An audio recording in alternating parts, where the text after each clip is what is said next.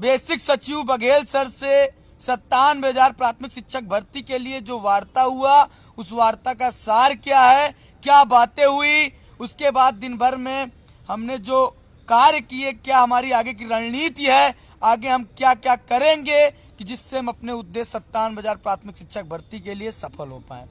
लेकिन उससे पहले हम सभी साथियों से निवेदन करना चाहते हैं कि इस लाइव वीडियो को अन्य साथियों तक पहुंचाएं, अन्य ग्रुपों में पहुंचाएं, अन्य लोगों तक पहुंचाएं, जिससे ये वार्ता का जो सार है हजारों साथियों तक पहुंचे, क्योंकि समय बहुत कम है और लड़ाई बहुत ज्यादा।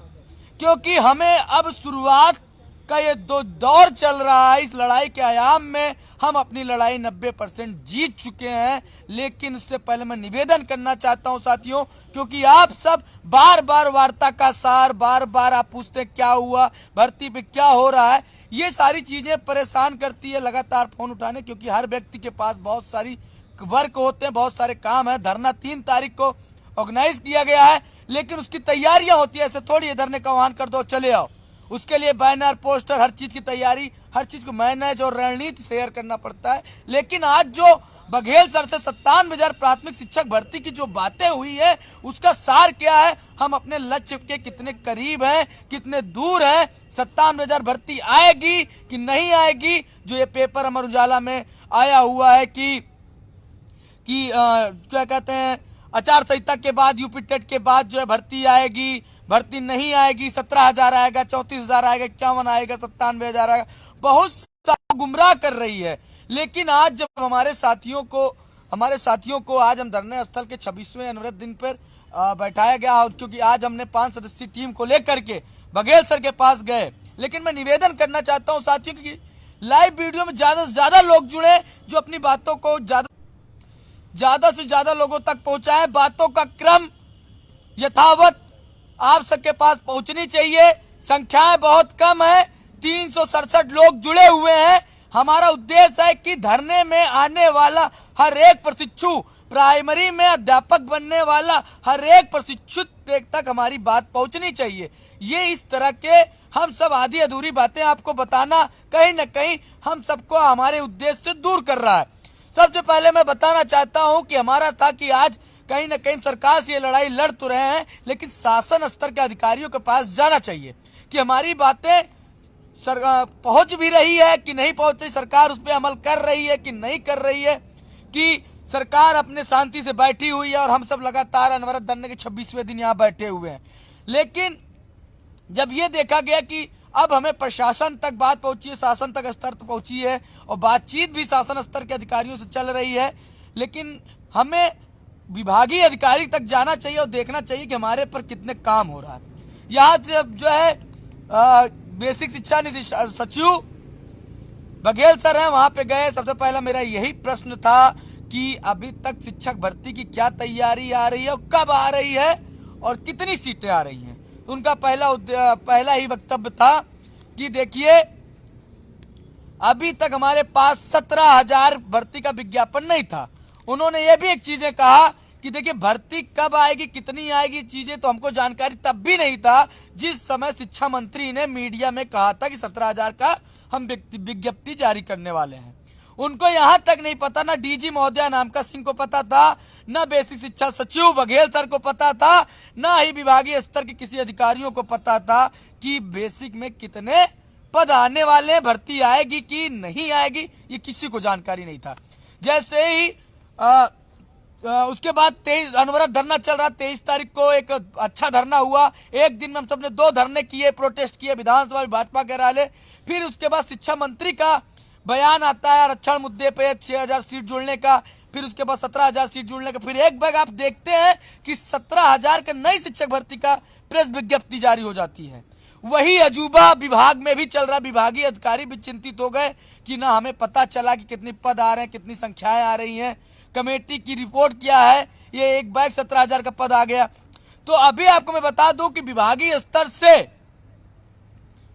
इसकी तैयारी नहीं हुई थी। शिक्षा मंत्री ने 17,000 का लालीपाप हमें पकड़ा दिया और जब हम लालीपाप पकड़ाया तो उसके अगले दिन 2 दिन बाद बैठक हुई, उसमें यह हुआ कि कमेटी की क्या रिपोर्ट है, कमेटी की रिपोर्ट में तो इन्होंने ये दिखा दिया। हाँ, और आपको मैं बताना चाहता हूं ये जो कमेटी की रिपोर्ट माननीय योगी सरकार ने कहा था कि कमेटी की रिपोर्ट में क्या हो रहा है, कमेटी की रिपोर्ट तैयार की जाएगी, उसी के साथ भर्ती दे। साथियों, आज कमेटी की रिपोर्ट में यह आंकड़ा जाहिर हो गया है कि भर्ती ही मत दो, बेसिक विभाग में पद की जरूरत ही नहीं है। कमेटी की रिपोर्ट यह जाहिर हो रही है। आप बताइए किस आधार पर एक कमेटी का गठन किया गया है? आज हमें 17,000 का पद देकर हमें यह कहा जा रहा है, एहसान जताया जा रहा है हमारे ऊपर। हम कहना चाहते हैं आरटीआई झूठा है कि ये फॉरेन कंट्री होने से जो एजुकेशन पर हम सबको हमारे भारत देश को फंड देती, ये झूठी है कि ये भारत सरकार में सुप्रीम कोर्ट में उत्तर प्रदेश सरकार ने जो हलफनामा लगाया 51,112, ये झूठा है। ये सारे चीजें गुमराह किए जा रहे हैं। बघेल सर से साफ स्पष्ट रूप से कहा हमने कि हम सब कहां जाएं। आपने डीएलएड बीटीसी बीएड करवा करके हमको बेरोजगारों की तरह छोड़ दिया है। आपको नहीं करवाना तो कॉलेज बंद करिए, ये प्रशिक्षण कोर्स बंद करिए। लेकिन जहां पर फिर वही दोस्त कहते हैं मैं आईएएस पीसीएस बनना चाहता था, मैं बेसिक विभाग में आके फंस गया। आप भी जाके पढ़ो लिखो, आईएएस पीसीएस बनो। हमने कहा जिस जगह हमने जिस रास्ते को चुना, 3 साल 5 साल हमने बर्बाद कर दिया। आप आज हमें बता रहे हैं आईएएस पीसीएस जाइए। आपको ये चीजें पहले इन क्लियर कर देने चाहिए। विभाग में पद नहीं देना, आपको नहीं देना था। आज हमारे कई लाख साथियों को बेरोजगार करके आज हमें आप दिशा निर्देश दे रहे कि आईएएस पीसीएस बनिए। देखिए साथियों, ये सरकार और विभाग के चक्रव्यूह में हम फंस चुके हैं।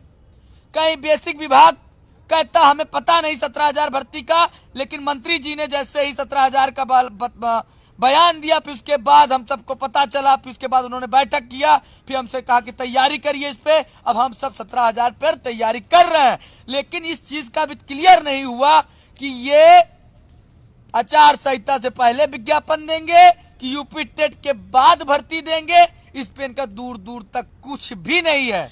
ये केवल हम सबको आचार संहिता से पहले बहला फुसला रहे हैं। आप बताइए आज बताइए 7 या 8 तारीख को आचार संहिता लगने वाला है और ये आपको बता रहे हैं कि हम 7 तारीख को 8 तारीख को हम भर्ती जारी करेंगे। देखो साथियों, मैं उन लोगों से निवेदन करना चाहता हूं, गुमराह होने से बचें। 17,000 भर्ती का अभी तक कोई जिक्र नहीं, बस यही है फॉर्मेट तैयार कर दिया है। आप सब जाइए, हम प्रयास करेंगे, कोशिश करेंगे आचार संहिता से पहले भर्ती देने के लिए। ये 17,000 की भर्ती ना अभी दे रहे हैं, ना ये 97,000 की देंगे। इसलिए निवेदन है, ये 17,000 की प्रोपोगंडा में मत फंसिए। ये कोचिंग वाले भी आप सबको बर्बाद करने का, बेरोजगार करने का काम कर रहे हैं। 17,000 का लालीपाप केवल बयान के रूप में आया है और बोल देते हैं खुशखबरी, महाखुशखबरी, पढ़ाई लिखाई करो नहीं सीट छूट जाएगी। आपसे मैं पूछना चाहता हूं, कौन सा लिखित आश्वासन मिला, कौन सा विज्ञप्ति जारी हुआ? आप सोच रहे हैं कि 17,000 में एक सीट फिक्स कर लेंगे, तो आपको बता दें कि 17,000 भी आपके लिए नहीं आने वाली। हम सब 97,000 भर्ती के लिए लड़ रहे हैं और 97,000 के लिए आपको बता दें विभाग भी साफ साफ कह रहा है कि देखिए बहुत समय कम है, इतने कम समय में हम कैसे तैयारी करेंगे। मतलब कुल मिला के है कि विभाग और सरकार एक दूसरे को गुमराह कर रहे हैं। ये भर्ती के कहीं दूर दूर तक नहीं दिख रहा जिक्र। मैं निवेदन करना चाहता हूं साथियों, 3 जनवरी को इको गार्डन 9 बजे हर हाल में पहुंच जाओ, अपनी जनसंख्या दिखाओ। नहीं, ये नहीं सुनने वाली है।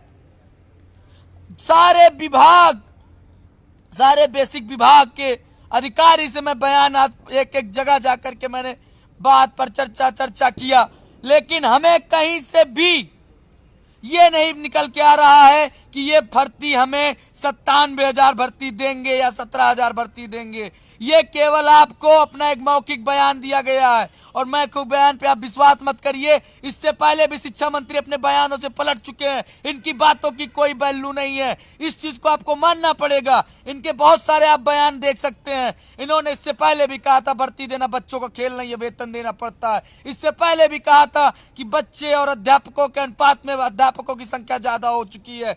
अभी ये 17,000 दे रहे हैं, लेकिन वो भी मौखिक लालीपाप है। और वो जिन कोचिंग संस्थानों में आप पढ़ रहे हैं वो आपको केवल गुमराह करने का काम कर रहे हैं।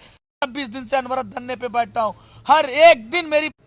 हर एक दिन सरकार से मेरी लड़ाई चल रही है। कभी मैं भाजपा कार्यालय, कल भाजपा कार्यालय का घेराव किया, उससे पहले विधानसभा, मुख्यमंत्री, शिक्षा मंत्री, हर एक स्थान एससीईआरटी का घेराव किया।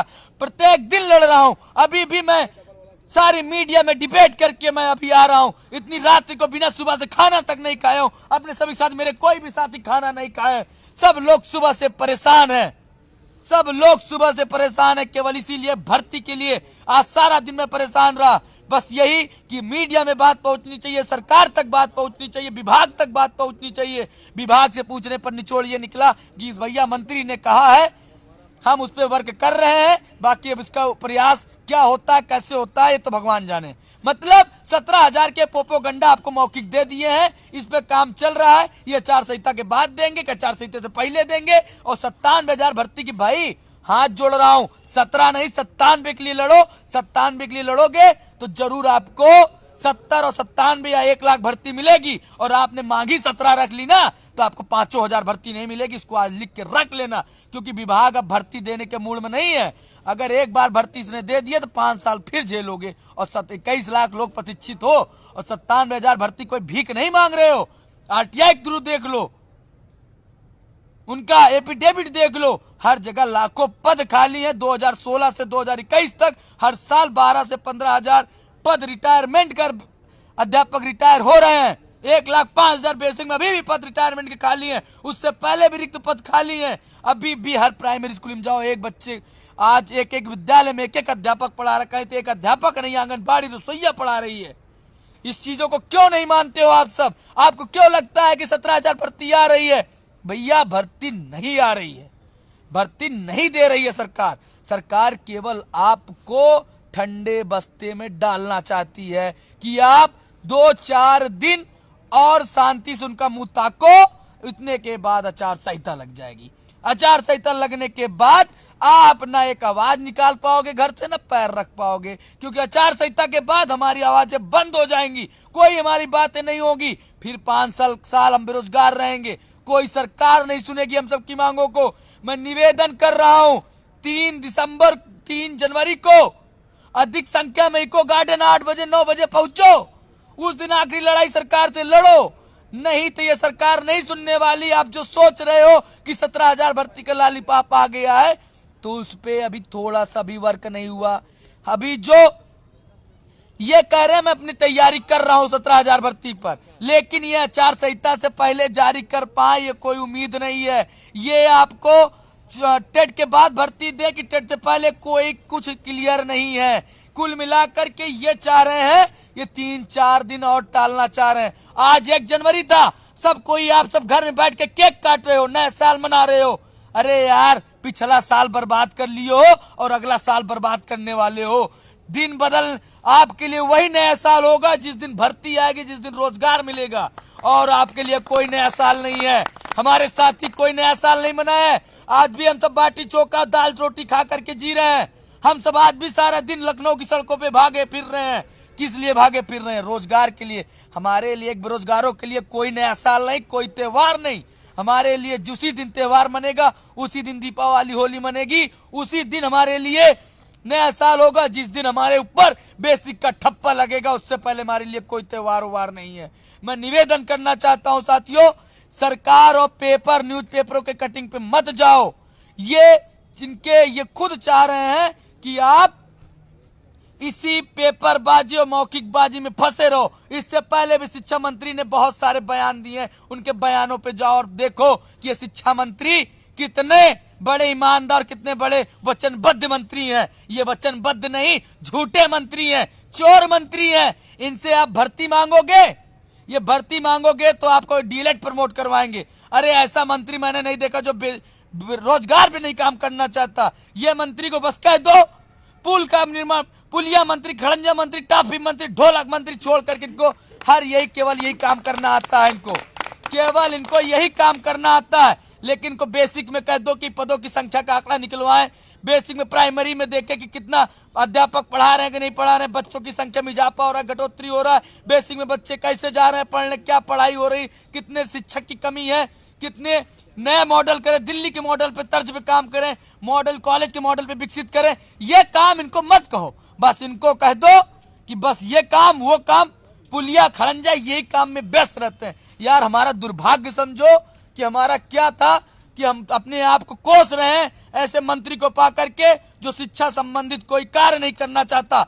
आज हम सब अनवरत धरने के 26वें दिन बैठे हुए हैं, लेकिन प्रदेश सरकार ना मुख्यमंत्री सुन रहे हैं, ना शिक्षा मंत्री सुन रहे हैं। प्रशासन द्वारा बार बार कहा जाता है, आश्वासन दिया जाता है, आज शिक्षा मंत्री से मिलवाएंगे, कल शिक्षा मंत्री से मिलवाएंगे, परसों मिलवाएंगे। आज 26 दिन हो गया, ना मंत्री मिलना चाह रहे हैं, ना पर जो वो मिलने की उनकी इच्छा है, क्योंकि उनको पता है कि बेरोजगार और ये जो नौजवान है, ये नौजवान केवल राष्ट्रवाद हिंदूवाद में फंस चुका है। लेकिन मैं बता दूं, मैं जन्म से हिंदू हूं, कर्म से हिंदू हूं, लेकिन हिंदुत्व धर्म आगे तभी चल पाया जाएगा जब जेब में पैसा होगा। अगर जेब में पैसा नहीं है तो कोई काम का नहीं है। इसमें निवेदन करना चाहता हूं साथियों कि विभाग से बात करने पर एकदम कन्फर्म हो चुका है कि इनकी मंशा अभी भी 17,000 देने की भी नहीं है। ये भर्ती कल मिला करके ये मैप तैयार कर लिए हैं, ये 17,000 भी भर्ती नहीं देंगे। उन कोचिंग संस्थानों से मैं कान खोल कर बोलना चाहता हूं, उत्तर प्रदेश के जितने भी कोचिंग संस्थान हैं, 3 जनवरी को अपनी कोचिंग संस्थान बंद करके अगर बच्चों की हितैषी हो, अगर बच्चों का आप हितैषी हो और आप उनके एक ईमानदार, एक आदर्श, उनके चिंतक गुरु हो, तो आप अपनी कोचिंग को बंद करके एक बस भरकर, बस को बुक करके आप इको गार्डन पहुंचिए और लड़ाई में साथ दीजिए। ये आखिरी लड़ाई है, हारना नहीं है, हर हाल में जीतना है, नहीं तो ये सरकार सुनने वाली नहीं है। इसके बाद कुछ ही दिन शेष बचेंगे, आचार संहिता लग जाएगा और हम फिर पुनः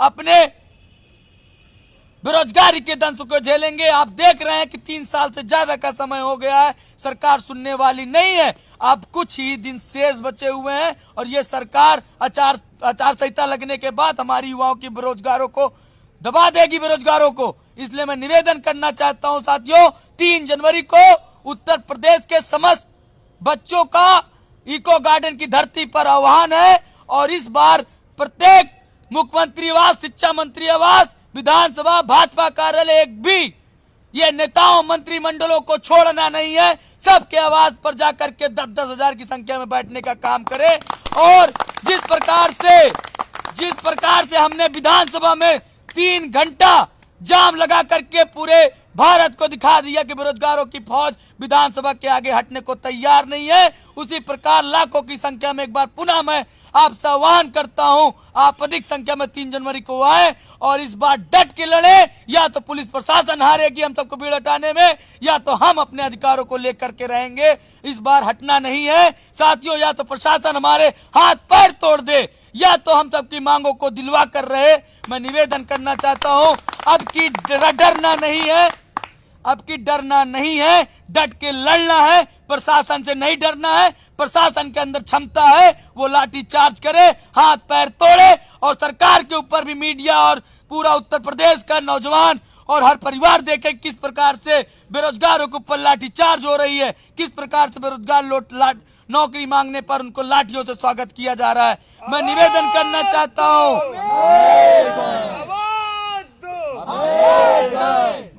मैं निवेदन करना चाहता हूं साथियों, ये 17,000 का लॉलीपॉप के चक्कर में मत पड़िए। ये जुमलेबाजी 17,000 का पद दे करके हमको आपको गुमराह कर रहे हैं। कुछ ही दिन शेष बचे हैं, 6 से 7 दिन के बाद आचार संहिता लग जाएगी और हम आप फिर बेरोजगारी का दंश झेलेंगे। इस बार प्रदेश सरकार से आर पार की लड़ाई है और इस 3 जनवरी को ऐतिहासिक दिन बनाना है और हर हाल में 57,000 प्राथमिक शिक्षक भर्ती का विज्ञापन जारी कराना है।